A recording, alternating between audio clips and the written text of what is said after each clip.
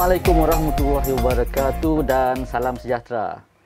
Baiklah, bersua kita pada hari ini dalam rancangan Bicara Sarawak Lestari. Dan sekarang ini kita berada di Bandar Miri. Okey, sekarang kita berada di Miri Marina. Dan hari ini kita akan bercakap tentang SDG 14, kehidupan di bawah air, ataupun SDG 14, Life Below Water. Hari ini kita akan mengupas bagaimana SDG 14 akan direspon oleh sukarelawan yang kita jemput khas pada hari ini. Tidak asing lagi, Encik Iqbal Abdullah, merupakan sukarelawan ataupun the founder untuk Future Ocean Borneo, dan beliau juga adalah founder untuk Borneo Ghost Net Hunter di Bandar Miri. Baiklah, Encik Iqbal, sebelum itu mungkin kita pernah berkenalan sebelum ini. Kita pernah menjemput Encik Iqbal dalam sesi forum kita untuk aktiviti kesukarelawanan di Sarawak lah. Dan hari ini kita akan memfokus kepada bagaimana sukarelawan di Bandar Miri respon pada SDG 14 yang kita ketahui lah amat penting untuk kehidupan kita dan juga kehidupan manusia di alam ini. Baiklah, tanpa melengahkan masa lagi, saya perkenalkan Encik Iqbal Abdullah kita. Terima kasih. Okey. Encik Abdullah, Iqbal, apa khabar hari ini? Alhamdulillah baik, sihat. Okey. Untuk hari ini mungkin kita akan bercakaplah sembang santai kita tentang inisiatif yang dijalankan oleh sukarelawan di Bandar Miri. Baiklah, saya ingin bertanyalah, mungkin Encik Iqbal boleh kongsikan apakah kelestarian kehidupan di bawah air. Okey. Bismillahirrahmanirrahim. Assalamualaikum warahmatullahi wabarakatuh. Selamat sejahtera. Salam Sarawak Lestari.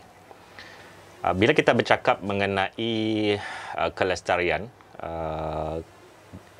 life below water, kehidupan di bawah air, satu perkara yang saya ingin beri penekanan dahulu adalah konsep kelestarian itu. Dan saya hanya akan bagi satu poin dalam bentuk sejarah. Okey. 300 tahun dahulu ada seorang forester.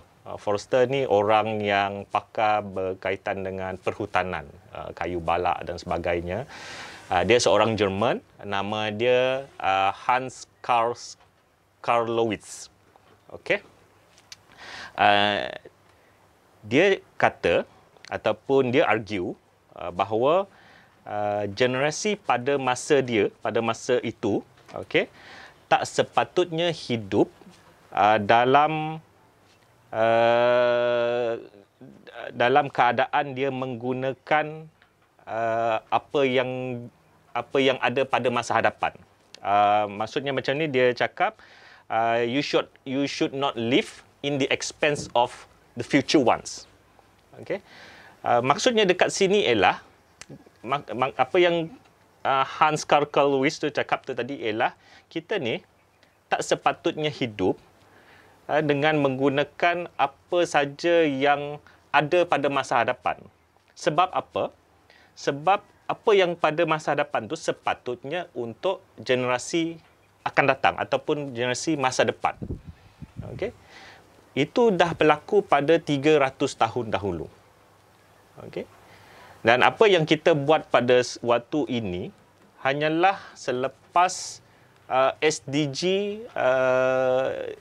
dilaksanakan melalui COP dan Rio 14 dan sebagainya, Rio 21 dan sebagainya.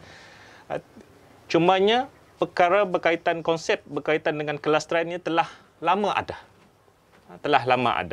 Dan saya sendiri pun selalu menyatakan dalam talk saya, dalam bual bicara saya akan cakap bahawa apa yang saya ada pada masa ini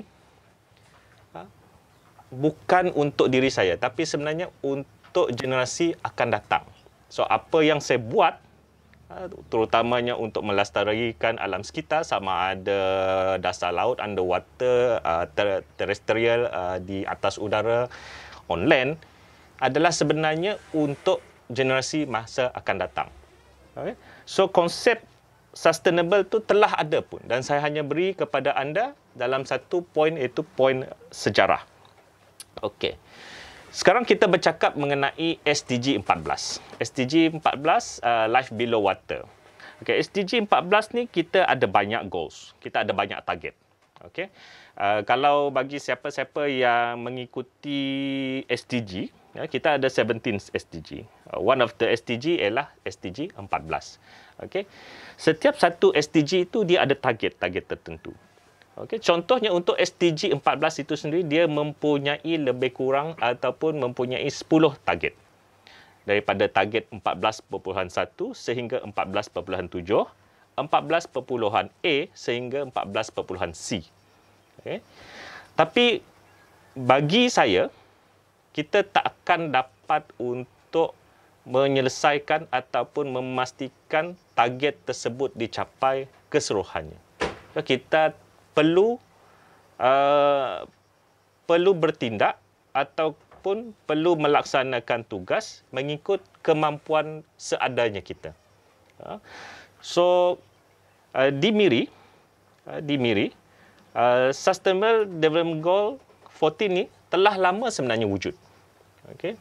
Kita pernah bersama-sama pada tahun 2017 untuk World Ocean Day. Itu sendiri ialah SDG. Tapi mungkin pada waktu itu kita tak tahu pun. Kita tak rasa benda tu mungkin penting, tapi sebenarnya kita telah melaksanakannya. Apa yang kita buat pada tahun 2017? Kita telah melakukan beach clean up, kita telah melakukan awareness bersama-sama dengan lain-lain stakeholder, kita melakukan partnership. Bersama-sama masa itu kita bersama dengan Pustaka Negeri Sarawak MIRI, kita bersama dengan Malaysian Nature Society, kita Majlis bersama Bandaraya dengan MIRI. Majlis Bandaraya MIRI dan sebagainya. So bila sekarang ni kita bercakap SDG 14 Sustainable Development Goal Life Below Water. Okey. So seperti yang saya cakap tadi, kita ada 10 target 14.1 sehingga 14.7, 14.A sehingga 14.C. So dekat SDG 14 ini, SDG 14 ini adalah satu-satunya SDG yang memberikan tumpuan sepenuhnya berkaitan dengan apa-apa sahaja kehidupan di dasar laut ataupun bawah air. Okay. Semua maklum bahawa air adalah merupakan permukaan yang paling besar di bumi, lebih 70%. Tapi yang hairannya kita tetap gelar bumi ini bumi. Pelik kan? Sedangkan yang sepatutnya kalau dah lebih 70%, I think the best gelaran yang kita boleh bagi kepada bumi is ocean. Dan ocean ini, lautan ini memberikan pelbagai bentuk kehidupan bukan saja yang berada di dasar laut tetapi sesiapa saja yang menggunakannya. Okay, termasuk kita lah manusia. Ya, saling berkaitan. Saling berkaitan. Okay. So bila kita bercakap mengenai kelestarian life below water, is not only kelestarian ataupun macam mana kita nak lestarikan atau nak sustain apa saja yang berada di dasar laut, tetapi juga ia juga akan memberikan kelestarian terhadap semua kehidupan di dunia ini. Dan mengapa jadi begitu, saya akan terangkan kemudian nanti. Okey, baiklah. Begitu. Bagus penerangan daripada Encik Iqbal, dan seperti yang kita maklum banyak inisiatif yang telah dilakukan di Bandar MIRI itu sendiri. Seperti yang dimaklumkan oleh Encik Iqbal tadi, kita telah melakukan beach cleaning. Secara tidak langsung ia menyumbang kepada inisiatif ataupun respon kepada SDG 14 ini. Dan untuk tujuan tersebut juga, seterusnya mungkin Encik Iqbal sendiri berpengalaman dalam Borneo Ghost Net Hunters. Okey, dalam membendung gejala-gejala yang tidak sihat ataupun peninggalan net-net yang berada di dasar laut. Okey. Pada pendapat Encik Iqbal, bagaimana kita nak menambah baik usaha-usaha kita untuk mengurangkan aktiviti-aktiviti tersebut? Okey. Apa yang saya dapat bagi jawapan yang mudah sekarang ni ialah ianya bukanlah merupakan tugas yang mudah. Okay. Jawapan mudah saya, ia merupakan bukan merupakan tugas yang mudah. Okay. Not an easy task. Sebab apa? Satu, kita perlu ada ethical action, tindakan yang beretika. Yang keduanya, kita memerlukan kekuatan politik.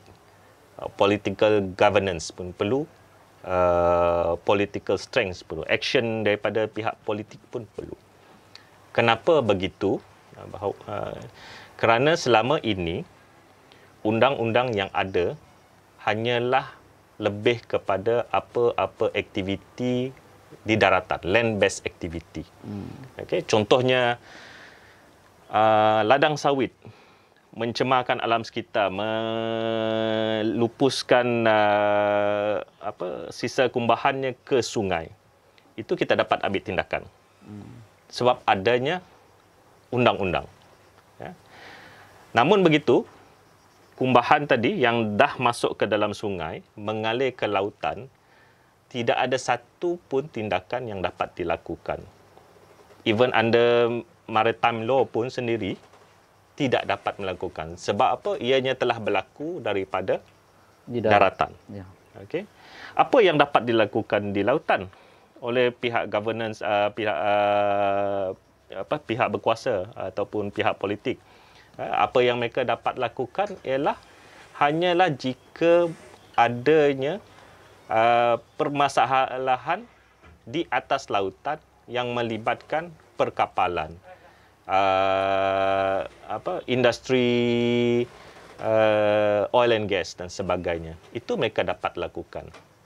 Tapi apa saja yang berlaku pun perlu melalui sekatan-sekatan yang tertentu. Sebagai contoh, okay, kita punya territorial water, kita panggil wilayah itu. Wilayah lautan kita hanyalah sepanjang 120 nautical mile. Selepas itu digelar lautan antarabangsa. Okey. So tak ada satu pun negara yang mempunyai bendera dapat membuat sesuatu jika ada kerosakan yang dibuat di kawasan tersebut. Maknanya tiada kawalan lah untuk tiada kawalan, tiada penguatkuasaan. Seperti yang saya cakap sebelum tadi, lautan 70%, daratan lebih kurang 20% lebih peratus. Okey. Cabarannya terlalu besar. Terlalu besar. Dan apa yang kita dapat lakukan pada waktu ini ialah kita lakukan a baby step ataupun satu tindakan. Walaupun baby step, tetap ia merupakan satu tindakan. Ima kita mengutip sampah yang dibuang di daratan, itu pun akan memberi kesan terhadap lautan, life below water. So whatever yang kita lakukan di darat ini is actually affected lautan, the ocean, sungai, whatever yang bawah tu. Okey. Secara keseluruhannya, target yang dalam SDG 14 ini, dia menumpukan terhadap keseluruhan yang berkaitan dengan life below water. Sebagai contoh, saya bagi satu, target 14.1. 14.1 cakap to reduce marine pollution. Okay. Dia punya indikator dia 14.1.1.1. Dia didefinisikan sebagai Index of Coastal Eutrophication. Eutrophication ni ialah bila sesuatu alam sekitar itu terlalu dipenuhi dengan nutrien. Contohnya tadi kita buang kumbahan sawit masuk dalam sungai. Kumbahan itu akan menyebabkan algi bloom ataupun bertumbuh dengan mendadak. Dan bila algi itu bloom, ia akan menyebabkan sinar matahari tidak dapat melepasi permukaan air dan menyebabkan kehidupan seperti phytoplankton, plankton, Nanoplankton, coral reef itu sendiri, batu karang tidak menerima matahari yang digunakan dia untuk melakukan fotosintesis. Secara langsung menjejaskan kehidupan di bawah air. Yes. Dan semua sepatutnya perlu maklum bahawa oksigen yang kita hirup ini sebenarnya bukanlah majoritinya terhasil daripada pokok-pokok yang anda lihat. Sebenarnya kebanyakan oksigen yang kita hirup, 21% oksigen kita hirup ni datangnya daripada lautan. Ya, daripada plankton, phytoplankton, nanoplankton, batu karang yang mempunyai kehidupan dia sendiri, zooxanthellae terutamanya. Kerana apa? Mereka memerlukan sunlight, cahaya matahari, mereka memerlukan CO2, karbon dioksida, dan apa yang dihasilkan dalam proses fotosintesis? Dia akan menghasilkan oksigen. Nah, oksigen itulah yang kita hirup. Namun bila kita di sekolah sendiri, kita telah diajar bahawa oksigen ni datangnya daripada tumbuh-tumbuhan, pokok-pokok. Itu secara umumnya yang kita ketahui lah. Sedangkan proses fotosintesis terbesar sebenarnya terhasil daripada lautan. So, apa yang perlu kita buat? Apa tindakan yang saya rasa kita boleh buat untuk improve kehidupan dasar laut? Satunya, kita kena fikirkan ataupun kita kena ambil tindakan yang lebih drastik terhadap apa-apa sahaja aktiviti land-based. Apa sahaja pencemaran yang kita buat. Contohnya, orang yang tinggal di pesisir Sungai Miri membuang sampah ke dalam sungai. Kita kena buat sesuatu. Mungkin kita tak dapatlah nak cakap, awak dah buang sampah ni saman. Ia tak akan menjadi apa-apa kesan terhadap mereka. Ya. Sebab seorang buang, yang lain pun buang juga. Okay? So, apa yang perlu kita buat? Kita kena beri lebih banyak kesedaran, lebih banyak pendidikan, lebih banyak. Sebab apa? Sebab di akhirnya, seperti yang Carl Lewis tu cakap tadi, yang German Forester tu cakap tadi, kita tak boleh hidup dengan menggunakan apa yang ada untuk masa depan. Jika seorang buang sampah pada waktu ini, sebenarnya dia telah tidak memikirkan kesannya terhadap generasi akan datang. Ya, maknanya ia adalah tanggungjawab kita bersama tujuan tersebut. Okay. Dan kalau kita nampak apa impaknya terhadap kita sekarang ni, impaknya kalau kita tak buat sesuatu, dia akan memberikan kesan jangka masa panjang dan kita boleh nampak sebenarnya kesan-kesan tersebut pada masa sekarang. Tapi apa yang saya dapat cakap, yang keyword yang boleh anda bawa balik pada segmen ini ialah tidak ada solusi yang cepat. There is no magic solution juga. Saya tak mampu melakukan sihir untuk menyelesaikan masalah. Ya, apa yang kita boleh buat adalah untuk mengurangkan tadi. Jadi yang penting tadi seperti yang Cik Iqbal katakan tadi, kesedaran untuk orang awam itu sendiri pentinglah untuk kita bersama-sama dalam respon untuk SDG 14 ini. Jadi seterusnya saya nak tanya Cik Iqbal juga bagaimana Cik Iqbal passionate for the marine conservation ini sendiri. Okey. Passionate maksudnya kita bersemangat lah. Ya, semangat. Bersemangat apa semua kan. Okey. Semangat ni sebenarnya selalunya datang daripada permasalahan. Okey. Bila kita tak mengalami masalah tersebut dan kita tidak bertindak untuk mengatasinya, dan kita sebenarnya tidak ada passionate terhadap tu. Kita tak ada semangat. Kita just kita reda. Tapi apabila kita melakukan sesuatu, kita buat sesuatu, sepatutnya kita kena buatnya sama ada istiqamah, walaupun sedikit tetapi berkala ataupun selalu, ataupun kita kena buat tindakan yang lebih drastik lah. So, passionate datang mungkin sepatutnya mungkin lama lah, mungkin lama. Yang pertamanya saya telah involve dalam kesukarelaan ni agak lama sudahlah. Cumanya bukanlah dalam alam sekitar. Cumanya dekat sini kata kunci yang saya nak bagi ialah kesukarelaan itu telah ada dalam diri. Okay?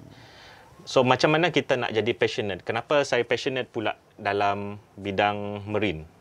Kenapa terutamanya untuk menjaga alam sekitar dan sebagainya? Kerana saya melihat bahawa saya anak-anak saya tak perlu pun melalui apa yang saya lalui sekarang ni. So sebagai contoh, kita pergi ke pantai. Pada masa saya dahulu, pantai sebenarnya agak bersih. Waktu umur, saya ingat saya umur dalam 10 sehingga 12 tahun dahulu, pantai bersih. Even pantai pun jauh. Daripada gigi air itu sehingga ke daratan, jauh. Tapi bila kita dah melangkau 10 tahun, 20 tahun daripada umur yang awal tu dulu, kita nampak perubahan yang ketara, mendadak. Sebagai contohnya, gigi air semakin dekat. Dulu macam saya pergi ke Pantai Lutong, nak pergi ke gigi air tu, berjalan kaki jauh juga tau. Tapi sekarang, bila saya pergi ke Pantai Lutong, saya baling batu, batu tu boleh sampai dekat gigi air. Okay. Keduanya, dulu sampah sarap tak banyak. Jalan pergi ke pantai, tak nampak sampah sarap pun. Kalau nampak pun boleh dikira pakai jari. Tapi pada waktu tu tak ada kesedaran lagi tu. Tak ada kesedaran. Tapi bila sampai sekarang ini, usia 30-an ni, 30-an yang lepas lah. Yang ni sekarang ni dah 40 lebih dah. Saya nampak bahawa sampah tu tadi tetap banyak. Dan seolah-olah tidak ada sesuatu tindakan drastik untuk mengatasinya. Orang yang lalu lalang di pantai, yang pergi ke pantai pun seolah-olah membiasakan diri dengan adanya sampah. Tak seperti kalau dekat rumah mereka, kalau nampak sampah marah nak suruh buang ni, buang cepatlah sebagainya. Tapi bila kat pantai ni seolah-olah complacent, seolah-olah oh okey. Macam keterbiasaan pula. Seolah-olah menjadi habit melihat sampah dan begitu sajalah. Jadi bila saya jadikan dia satu masalah, jadi kita perlu cari penyelesaian. So penyelesaiannya ialah saya kena involve dalam bidang ini, sama ada secara tetap ataupun secara period berkala, dengan istiqamah lah. Mungkin ada masanya anda lihat saya tidak melakukan beach clean up. Kenapa? Sebab tindakan beach clean up tu telah saya lakukan banyak kali. Bermula daripada 2007 dengan World Ocean Day, kemudian kita pergi 2018 dengan International Coastal Cleanup yang menggabungkan sehingga lebih 1,000 volunteer dalam jarak 1 kilometer pantai, 3 jam kita dapat 8 tan sampah. So apa lagi untuk saya selepas itu? Saya bukan hendak mencipta rekod. Saya bukan hendak mencipta ramainya lagi volunteer. Saya bukan nak mencipta banyak lagi sampah yang saya kutip. Sebab makin banyak sampah saya kutip, seolah-olah tadi nampaknya macam kenapa Miri ini terlalu kotor. Yang mencerminkan bandaraya itu sendiri. Mencerminkan bandaraya itu. So apa yang saya buat ialah saya memberi jalan kepada NGO ataupun entiti yang lain di luar sana untuk bertindak mengikut kemampuan mereka. So, saya dah buka langkah. 2017 saya dah buka langkah. 2018 saya dah buka langkah. So, langkah seterusnya ialah untuk mereka buat.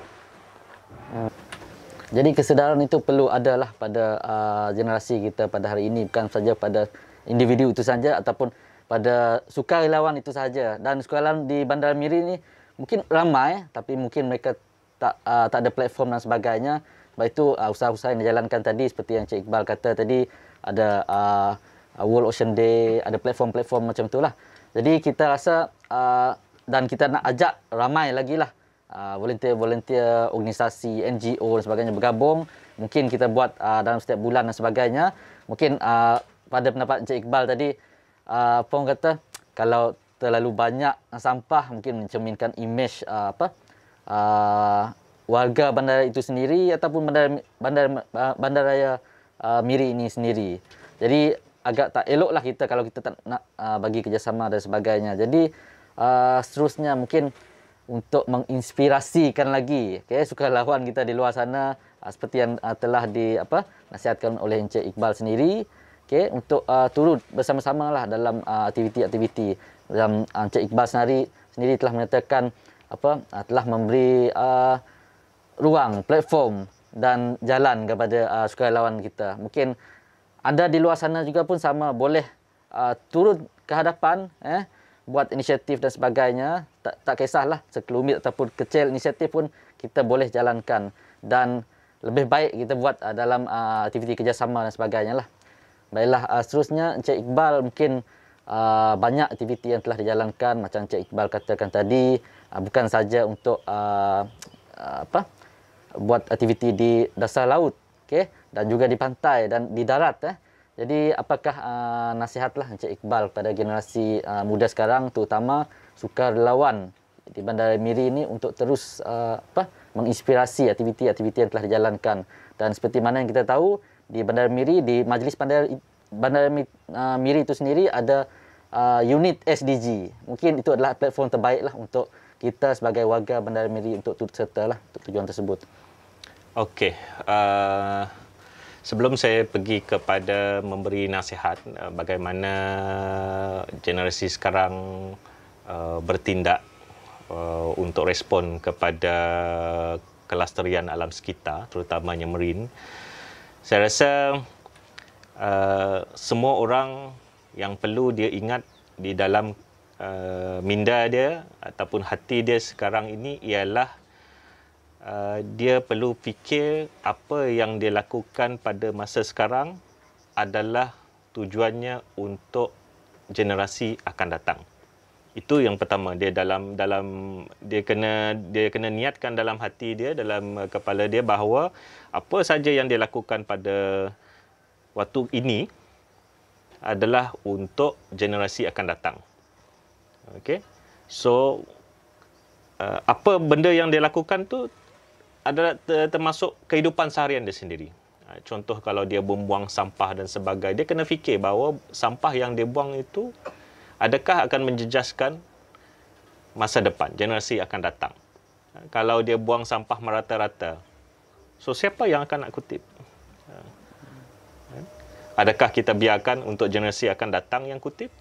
Itu tak sepatutnya berlaku lah. Ya, ia memberi kesan jangka masa yang panjang. Yes. Yang keduanya, apabila kita nak menceburi sesuatu bidang kesukarelaan sebegini, perkara yang perlu kita fikirkan ialah apakah penyataan masalah.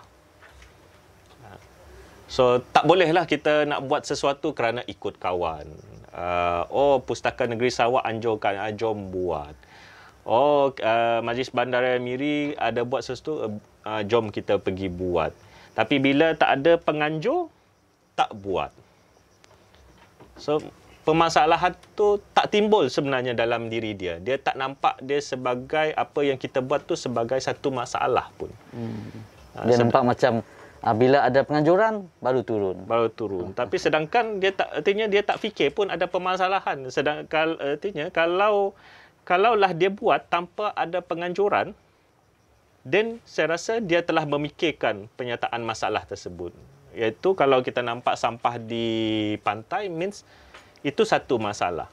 So, takkan nak tunggu Majlis Bandaraya, kita takkan nak tunggu Pustaka Negeri Sarawak, takkan nak tunggu Future Ocean Borneo dan sebagainya.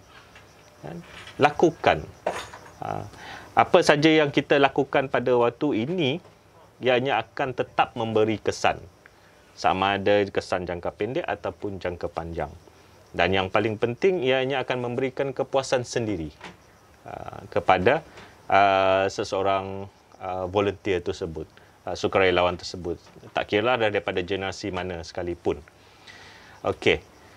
So, berbalik kepada nasihat. Okey.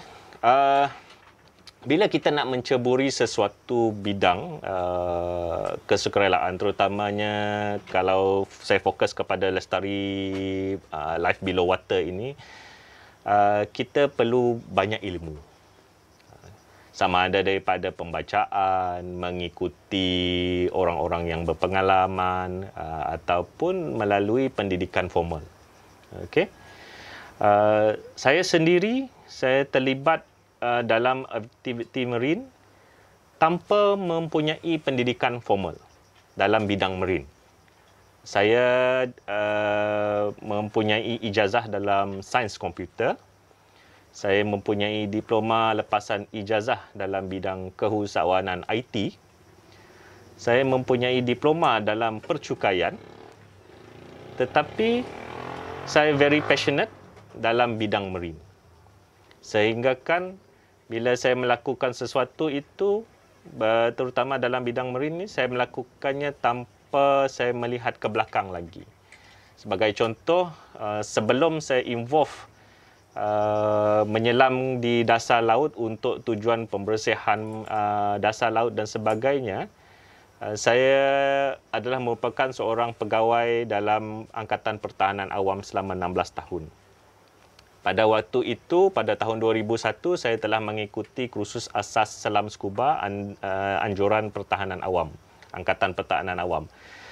Tapi kursus tersebut adalah bertujuan untuk kami menyelam bagi tujuan mencari mayat, mencari bahan bukti yang digunakan dalam sama ada oleh polis dan sebagainya.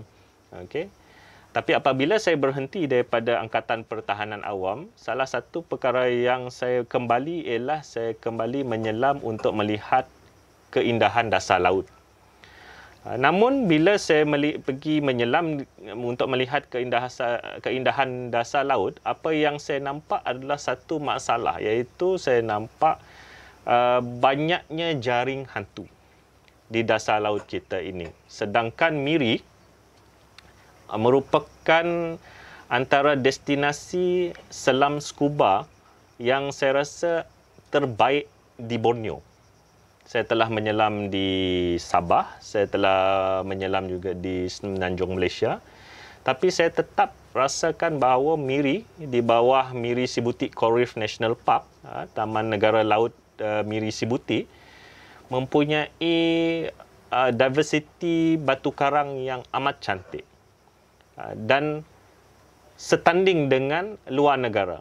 Luar negara yang paling dekat dengan kita ialah Brunei lah. Dan saya juga dah pernah menyelam di Brunei dan melakukan kerja-kerja selam scuba di Brunei, sama ada tujuan survey ataupun membersih dasar laut. Saya tetap rasa bahawa Miri adalah tempat terbaik untuk selam scuba. Okay. Namun begitu, Miri yang digelar Bandaraya Peranginan tidak mencerminkan destinasi pelancongan yang baik apabila dasar lautnya kotor, dipenuhi dengan jaring-jaring hantu. Jadi kita kena buat sesuatu lah. Bila saya melihat bahawa ada jaring hantu, kita kena lihat bahawa itu satu masalah dan kita kena buat sesuatu terhadapnya. Namun begitu, agak mengejutkan sebenarnya, saya memulakan pembersihan jaring hantu itu bukan yang pertama kalinya bukan berada di Miri. Saya memulakannya di luar negara, iaitu di Brunei. Jadi aktiviti tersebut telah dan saya telah anjakkannya ke Kota Kinabalu. Seterusnya, selepas tu barulah saya banyak melakukan aktiviti di utara Sarawak kita ini, terutamanya di Miri Sibuti Coral Reef National Park. Jadi bagi individu atau generasi yang ingin menceburkan diri dalam bidang kesukarelaan, terutama life below water ni, dia perlu mendapat ilmu-ilmu tersebut. Dia boleh dapat daripada formal kalau dia pergi membuat pengajian dalam bidang marine studies di universiti, ataupun dia boleh melibatkan diri secara sukarela melalui platform-platform yang kita sediakan. Kalau contohnya di Borneo ini, terutamanya di Brunei, Miri dan juga Kota Kinabalu, saya ada platform yang saya asaskan, iaitu Borneo Ghostnet Hunter. Jika mereka tak berminat untuk menyelam ataupun tidak mempunyai keupayaan disebabkan sesuatu keadaan, contoh medical dan sebagainya, dia tetap boleh involve dalam Future Ocean Borneo, yang mana Future Ocean Borneo terlibat sepenuhnya untuk community education and public awareness on marine environment. So, apa yang kita lakukan selalunya ialah saya 2 tahun berturut sebelum pandemik ini, saya telah pergi ke luar bandar. Yang paling jauh ialah SK Bakallalan. Yang kedua jauh ialah SK Long Tukon di Lawas lah. Dan apa yang saya beri kepada mereka di sana ialah saya beri pendidikan berkaitan dengan marine. Walaupun lokasi mereka amat jauh sekali daripada kawasan pedalaman. Kawasan pedalaman. Walaupun kawasan mereka jauh sekali daripada pantai yang paling dekat. So, nampak itu. Yeah. Sebab apa? Sebab seperti yang saya maklumkan tadi, apa saja aktiviti land-based yang kita lakukan akan affect lautan. Berkesan kepada lautan. Ya, betul. So, apa yang kita boleh buat sebagai generasi sekarang ini ialah bila anda terlibat, anda hendaklah mempunyai ilmu lah. Jangan terlibat kerana kawan anda terlibat. Jangan terlibat kerana ada publicity ataupun ada sesuatu yang anda hendak capai secara personal di sana. Anda kena libatkan diri kerana apa yang anda lakukan pada waktu ini akan memberi kesan pada generasi akan datang.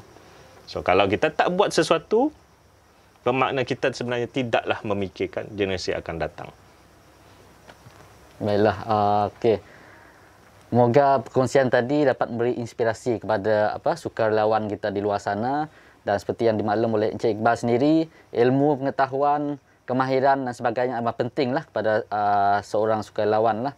Jangan kita bertindak sendiri semata-mata kerana ada event, satu nak buat pencapaian dan sebagainya, tapi dari diri kita sendiri. Okey, sebelum itu kita perlu lengkapkan diri kita dengan ilmu dan kemahiran lah untuk tujuan tersebut.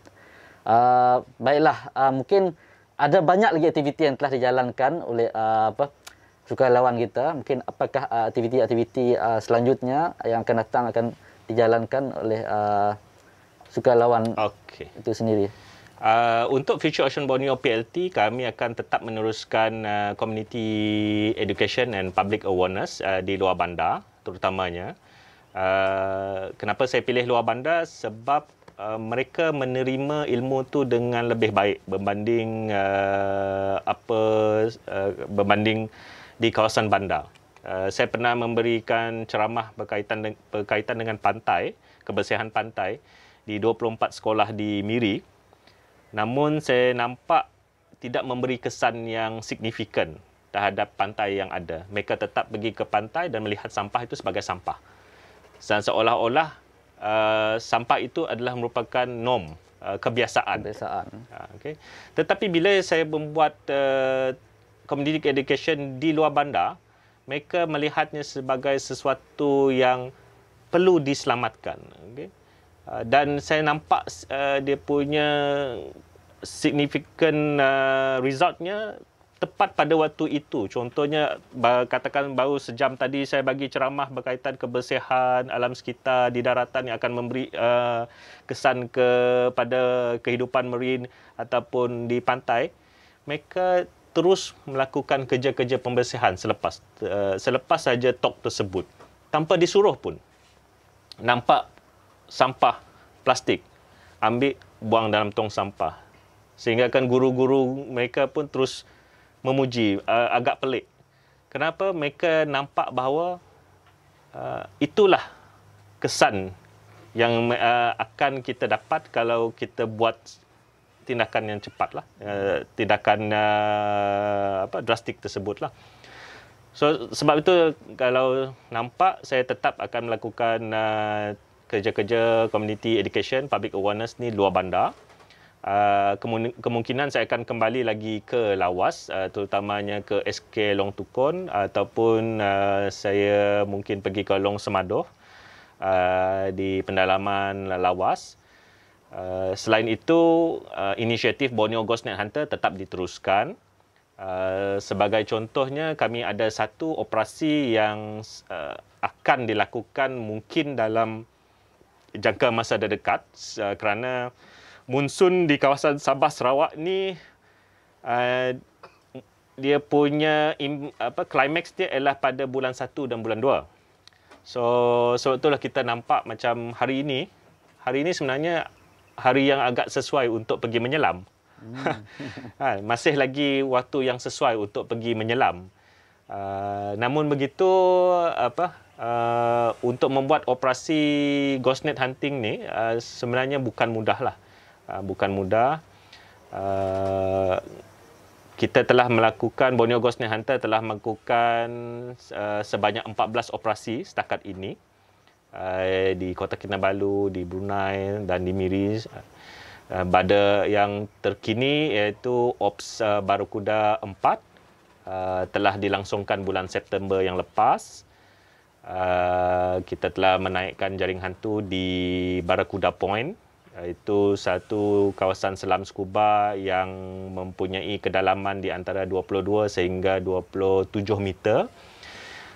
Namun volunteer yang mengikuti ops tersebut perlulah mempunyai skills ataupun tahap kemahiran yang tertentu. Kerana tahap kedalaman melebihi 16 meter, mereka perlu mempunyai lesen lanjutan selam scuba.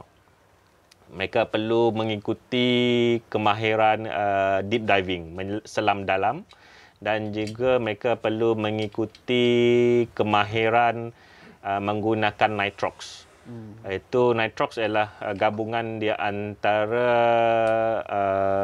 gabungan mixture oksigen itu, yang mana oksigen itu bukan lagi 21%, tetapi lebih daripada 21%. Selalunya kami akan guna 32 ataupun 30% oksigen.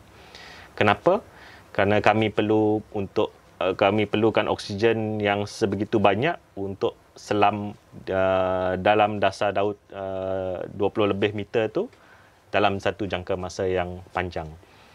So, apa yang saya boleh nyatakan ialah untuk inisiatif Borneo Ghostnet Hunter, kita akan masih lagi melakukannya. Kita ada satu lagi operasi yang kita akan lakukannya mungkin sebelum monsun ini. Kalau terlepas monsun, mungkin kita akan lakukannya bermula daripada bulan 4 tahun akan datang. Dan untuk Future Ocean Borneo, kita tetap akan melakukan community education dan public awareness yang mana sesiapa saja boleh involve, turut serta bersama-sama kami untuk menjadi sukarela. Dan kita akan pergi ke kawasan luar bandar bagi memberikan pendidikan dan juga kesedaran terhadap pelajar-pelajar di luar bandar. Maknanya ianya adalah usaha yang berterusan lah yang dilakukan. Baiklah, syukurlah kerana ada Encik Iqbal kita pada hari ini untuk inisiatif-inisiatif yang telah dijalankan dan yang akan datang lah dan sebagainya. Okey, baiklah untuk bagi volunteer sukarelawan di luar sana mungkin ingin terlibat dalam aktiviti-aktiviti yang telah dijalankan seperti mana yang dinyatakan oleh Encik Iqbal tadi. Okey, ilmu di dada, kemahiran dan sebagainya perlu ada. Okey, saya rasa ianya bukan sesuatu yang mudah lah untuk dijalankan ya. Okey, dan untuk tujuan tersebut sukarelawan kita boleh berhubung sendiri ya dengan Encik Iqbal di Future Ocean Borneo PLT. Okey, ataupun kumpulan Borneo Ghostnet Hunters kita. Okey, untuk tujuan tersebut boleh berhubung sendiri dengan Encik Iqbal lah. Baiklah, kita sudah sampai di penghujung bicara kita pada hari ini, bicara lestari kita. Dan demikian, terima kasih kepada Encik Iqbal kerana sudi berkongsi banyak ilmu pengetahuan ataupun maklumat-maklumat yang kita di luar sana tak ada. Okey, dan hari ini kita ada perkongsian tersebut. Sekali lagi terima kasih kepada Encik Iqbal dan semua yang terlibat dalam aktiviti-aktiviti kesukarelawanan di Bandar Miri.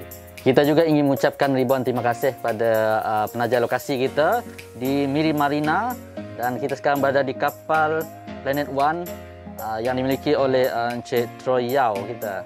Okay, jutaan terima kasih kepada penganjur dan